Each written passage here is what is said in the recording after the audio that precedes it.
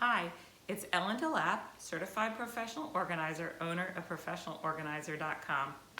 I'm often asked by people, how do I get started organizing and where do I start?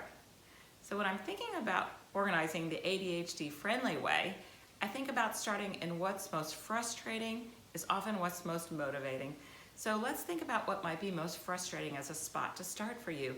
It might be your bedroom because you want to get a better night's sleep. So clearing the clutter and paperwork from your bedroom means getting organized in there first. Or it might be about, I want to cook dinner easier at night. So thinking about starting in your kitchen.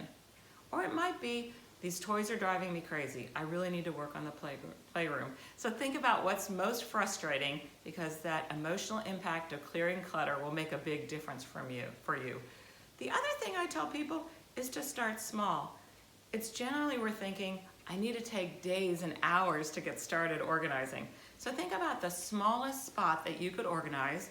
Maybe it's your junk drawer, maybe it's your linen closet, maybe it's your desk drawer at your office, to think about once I conquer this space, I'm going to have a lot more impact and feel a lot more confident about my organizing. So this is Ellen Delap, Certified Professional Organizer, owner of ProfessionalOrganizer.com, helping you clear the clutter the ADHD friendly way.